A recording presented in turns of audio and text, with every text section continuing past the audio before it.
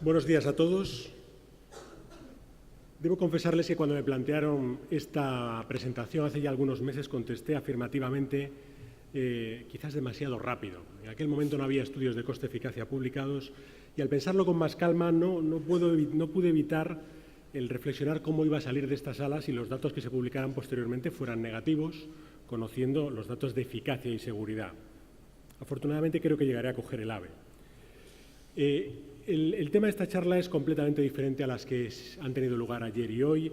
La metodología de los estudios farmacoeconómicos es completamente diferente a todo lo que han escuchado durante las últimas 24 horas. Estos estudios se basan en modelos matemáticos que combinan datos procedentes de diversos estudios, utilizan parámetros que están sujetos a cierta incertidumbre por la ausencia de datos en práctica clínica real, y es muy importante que este tipo de estudios de coste-efectividad deben interpretarse, y subrayo interpretarse, teniendo en cuenta la validez de los datos que se utilizan en estos estudios y las asunciones que realizan.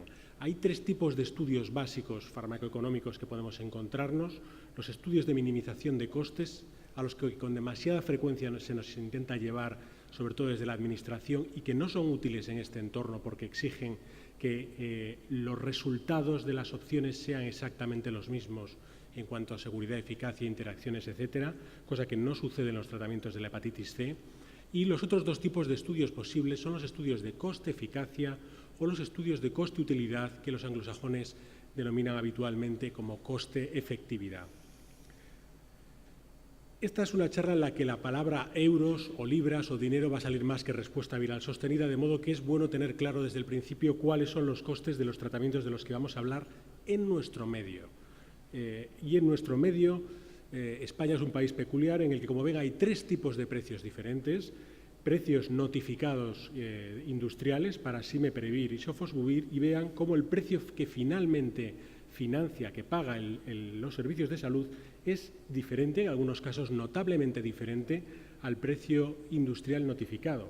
En el caso del Sofosbuvir es más de un 42% inferior a su precio notificado y casi un 50% menos del precio de acceso como medicación extranjera hasta hace bien poco.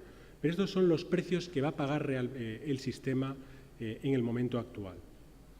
Los estudios de coste-eficacia son relativamente fáciles de hacer con un Excel y un par de horas.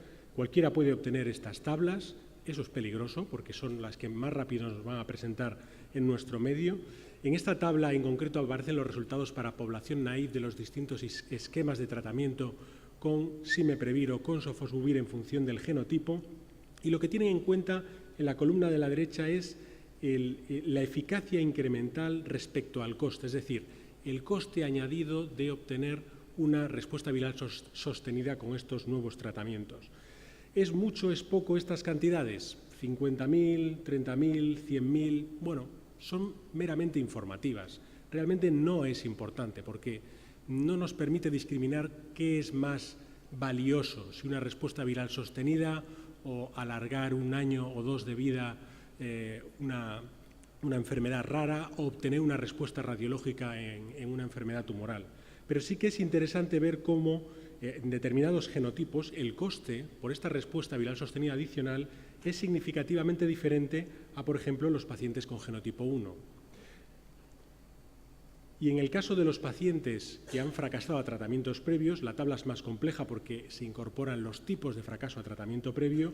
Lo que podemos observar en este dato, más que el valor absoluto en sí, es cómo hay una gradación creciente del coste por esa respuesta viral sostenida adicional a medida que nos acercamos a pacientes con peor perfil de respuesta, algo que por otro lado es lógico. Pero fíjese cómo en verde aparece la opción de Simeprevir más Sofosbuvir para pacientes con respuesta viral previa nula en genotipo 1, y cómo, aun con las limitaciones que tienen la interpretación de estos resultados, el valor es muy inferior al equivalente con triple terapia que incluya interferón. Y en el caso de genotipo 4 observamos la misma gradación creciente a medida que ofrecemos estos tratamientos a pacientes con peor perfil de respuesta, y algo similar sucede en los pacientes con genotipo 3, en los que los tratamientos que no incluyen interferón, los libres de interferón con Sofosbuvir y ribavirina, tienen unos costes extraordinariamente elevados en comparación con la triple terapia con Sofosbuvir, interferón, ribavirina. Pero como digo, aunque debemos conocer que estos estudios se pueden hacer, que son fáciles de hacer, no son los estudios en los que debemos basarnos para tomar nuestras decisiones.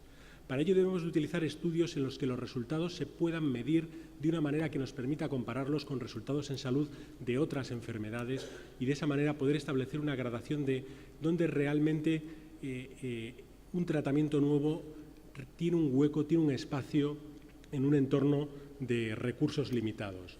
Y en ese sentido, esta moneda, por así decirlo, de salud que nos permite comparar distintos estudios son los años de vida ajustados por calidad, los cuales son equiparables para distintas patologías. Y la herramienta que vamos a utilizar es el ratio de coste-eficacia incremental, al que yo me referiré por su acrónimo en inglés, de ICER, que lo único que hace es comparar el coste de una nueva terapia frente al coste del estándar de tratamiento anterior dividido por la diferencia de los efectos de estos tratamientos. Este valor numérico que se obtiene puede tener un valor desde 0 euros por año de vida ajustado ganado hasta 100.000 o 200.000. Como los recursos no son ilimitados, de un modo arbitrario, esto es importante tenerlo en cuenta, en distintos países se ha decidido poner un umbral monetario a las intervenciones que se consideran coste efectivas, que se consideran eficientes. Países transparentes como el Reino Unido dicen claramente cuál es este umbral, de hasta 30.000 libras. En España se estima, no se sabe públicamente, pero se estima que la mayor parte de tratamientos aprobados en los últimos años tienen un ratio de coste-eficacia incremental inferior a 30.000 euros y en Estados Unidos de entre 50 y 100.000 euros. Entrando en el meollo del asunto, empezaremos por los IPs de primera generación, porque yo creo que es importante también saber cuál es la eficiencia de estos tratamientos que hemos estado utilizando hasta hace bien poco. Y fíjense que no les pongo datos de estudios publicados, sino directamente de agencias reguladoras por la enorme transparencia de los datos de sus informes que son de consulta pública. En el caso de Telaprevir y Voceprevir pueden ver que para el NICE, tanto en población naive como en pacientes pretratados, el coste por año de vida ajustado por calidad ganado está ampliamente por debajo de este umbral monetario establecido, es decir, son tratamientos claramente coste efectivos, particularmente en el caso de pacientes pretratados. Esta horquilla ascendente lo que refleja es el coste de los pacientes respondedores nulos, en los cuales, como intuitivamente ya entendemos, van a tener una relación de eficiencia inferior.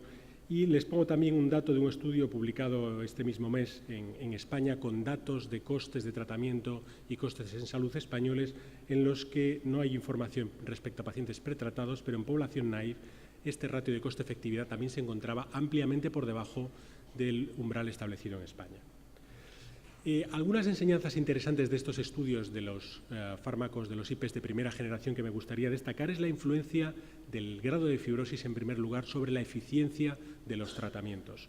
Como pueden observar, este es un estudio británico en el que el ICER disminuía, es decir, se hacía más eficiente la opción de tratamiento a medida que aumentaba la fibrosis de los pacientes. Es decir, en este estudio era mucho más eficiente tratar pacientes con cirrosis que tratar pacientes con una fibrosis F2 o menor.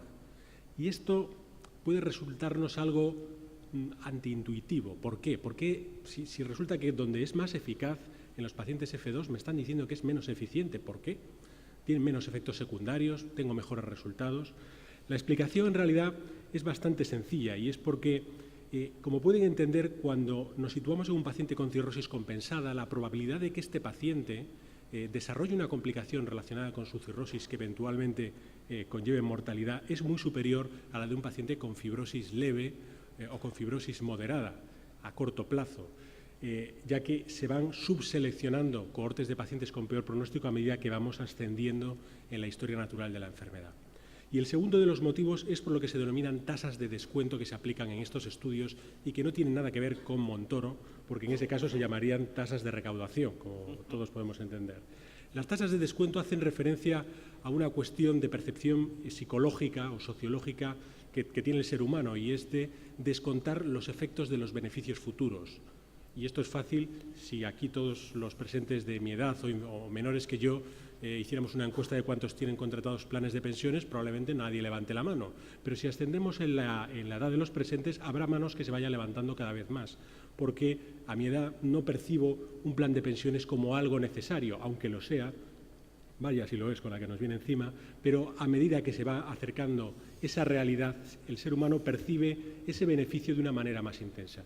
De manera que este tipo de modelos aplican unas tasas de descuento a los beneficios de manera anual que hacen que se priorice el beneficio en el paciente que va a tener ese beneficio a más corto plazo. El segundo de los mensajes es que la edad de los pacientes también influye en la relación de coste-efectividad. De manera que, también contrariamente a lo que sentimos en nuestra práctica clínica habitual, tratar a pacientes, por ejemplo, de más de 60 años no es coste efectivo. En estos estudios, este es un estudio español publicado hace un año, respecto a pacientes más jóvenes.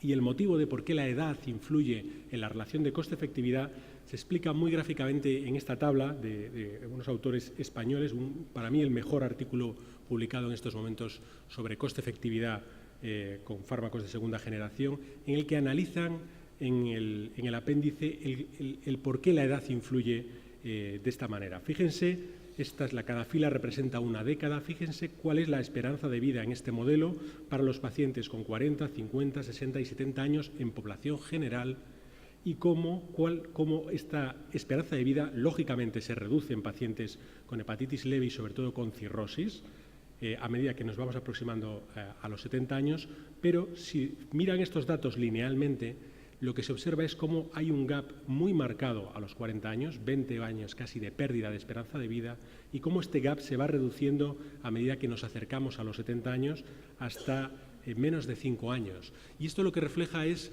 de alguna manera, un proceso de selección darwiniana, en el que, a medida que vamos sumando años, las causas que compiten por matarnos cada vez son más, desgraciadamente, y la probabilidad de fallecer por una causa hepática se va reduciendo en comparación con las otras causas que entran en competencia. Y esto explica por qué la edad es un factor determinante para evaluar la relación de coste-efectividad.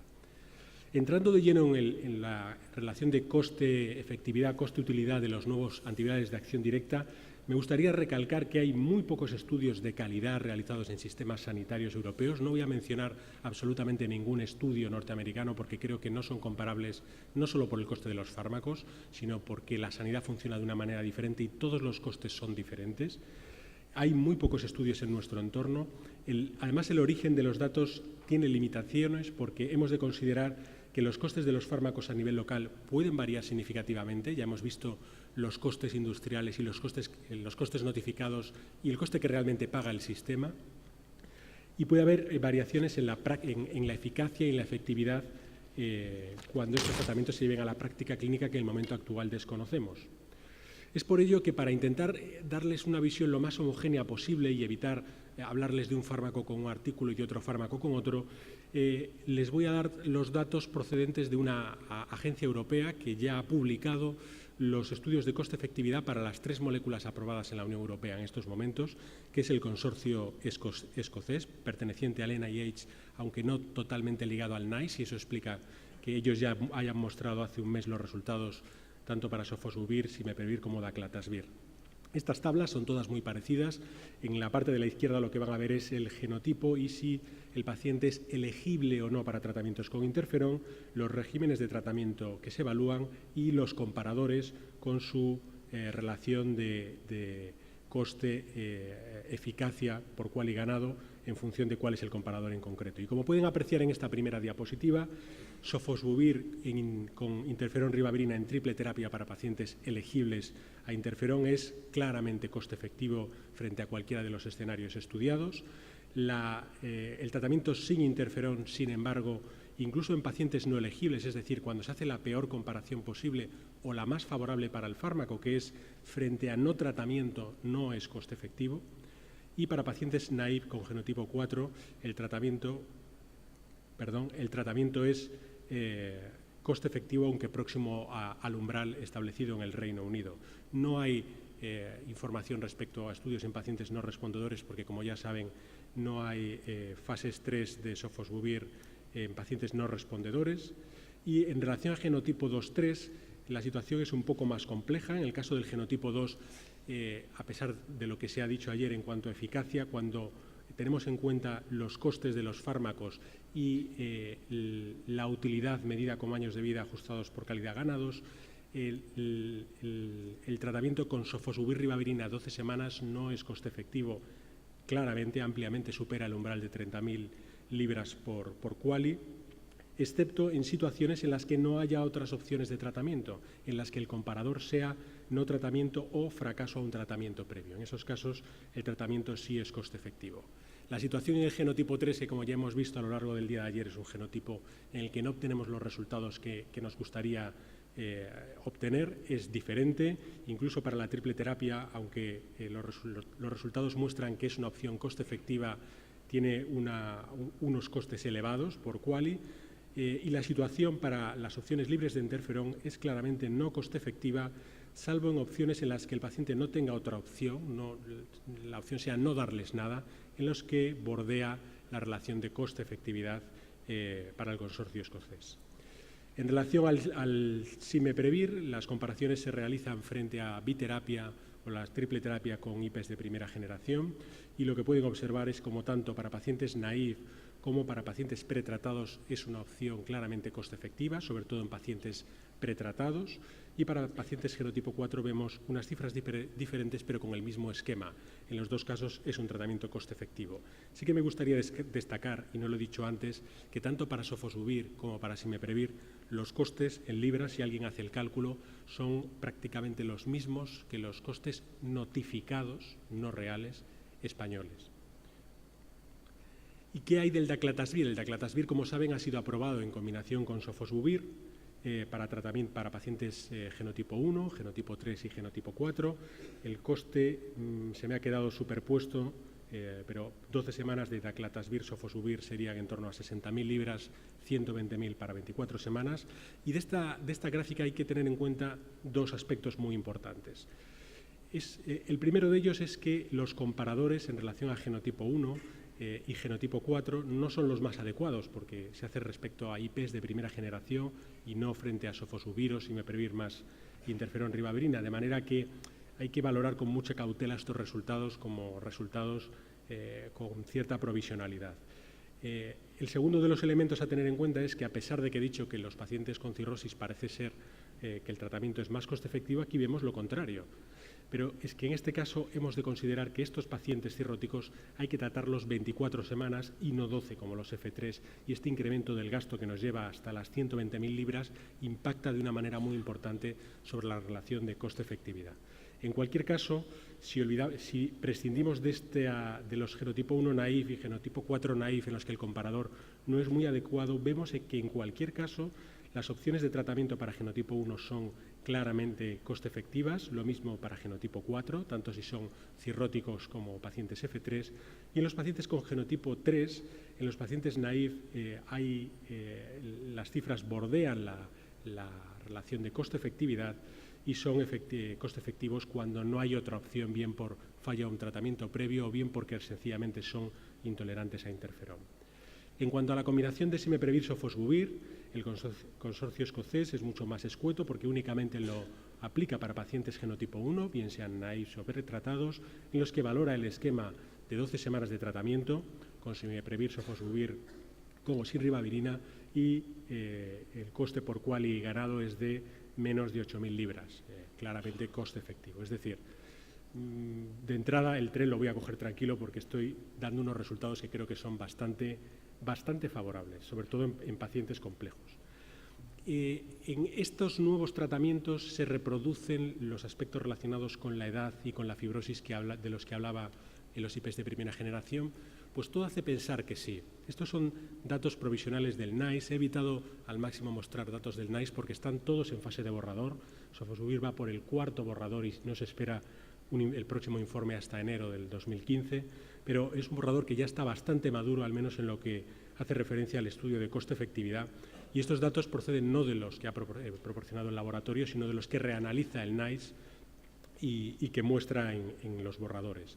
Como pueden apreciar, para genotipo 1 y 3, en función de si son pacientes elegibles o no a interferón, tanto para el 1 como para el 3, o su experiencia previa o no a los tratamientos, hay una diferencia clara entre pacientes cirróticos y no cirróticos. Los pacientes cirróticos parece una opción más eficiente, significativamente más eficiente ofrecerles el tratamiento que a los no cirróticos, aunque quiero constatar que es eficiente en ambos casos. Y en algunos casos en los que en el paciente no cirrótico la relación de coste-efectividad es negativa porque supera estas 30.000 libras, cuando pasamos a considerar el escenario del paciente cirrótico, pasan a ser claramente coste-efectivas. Incluso en pacientes que hemos visto que no tienen una buena relación de coste-efectividad, como los pacientes con genotipo 3. La edad también ejerce un papel determinante. Este es el estudio español que les comentaba, aunque hay que tener en cuenta que se aplica el coste de acceso como medicación extranjera y no el coste real, lo cual tiraría hacia abajo todas estas columnas. Y por último, quería hacer un comentario solamente respecto a cómo influyen las variaciones en los precios en todos estos estudios, porque de nada nos sirve evaluar a la población escocesa, que además de tener mucho genotipo 3 y tener esa tendencia a llevar faldas, pues tienen unos precios y una relación de poblaciones diferentes, sino que también tenemos que tener en cuenta qué pasaría si los precios son diferentes. Estos son datos de este estudio español que les comentaba, en el que uno de los firmantes es un miembro de la agencia y no sé si por eso estimaban en uno de los análisis un precio que se ajusta mucho al precio que finalmente ha tenido el sofosbuvir en nuestro país, y pueden observar cómo cuando reducimos el precio del fármaco, los costes del fármaco, como es esperable, mejora mucho la relación de coste-efectividad. Pero es que no es que mejore mucho, es que mejora una barbaridad. El calificarla como dominante significa que es más barata y más eficiente que las opciones que se están comparando, en este caso los IPs de primera generación. E incluso en pacientes en los que este tratamiento aparentemente no era coste efectivo, como los pacientes con genotipo 3 o los genotipo 2, este tratamiento pasa a ser coste efectivo. Aunque sí que me gustaría destacar que el genotipo 2 naive continúa siendo, según estos análisis, un tratamiento no coste efectivo frente a la biterapia con interferón. Otra posibilidad es, en vez de hacer una reducción lineal, el aplicar el conocido techo de gasto que en este caso ha adoptado una compañía, pero que podría ser extrapolable a cualquier otra combinación.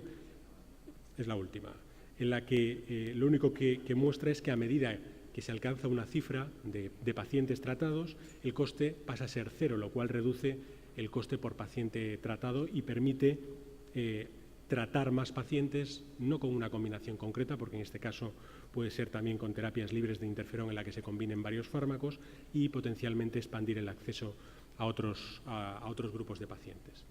En conclusión, el tratamiento con antivirales de acción directa de segunda generación es coste efectivo en casi todos los escenarios evaluados, tanto en la triple terapia con sofosbuvir más interferón ribavirina, como con simeprevir e interferón. No es coste efectivo en sofosbuvir ribavirina, quizás en función de los costes podría llegar a serlo en naives cirróticos genotipo 3, pero no tiene mucho sentido porque a estos pacientes les vamos a ofrecer otras combinaciones que también son coste efectivas en pacientes no elegibles para interferón, bien daclatasvir sofosbuvir o simeprevir sofosbuvir. Y sí me gustaría reforzar estos dos últimos conceptos, el de que es más eficiente tratar pacientes, no necesariamente que se estén muriendo, este no es el mensaje, sino pacientes F3, F4, y que a igualdad de fibrosis, tratar pacientes más jóvenes es más eficiente que tratar pacientes con edades más avanzadas. Muchas gracias por su atención.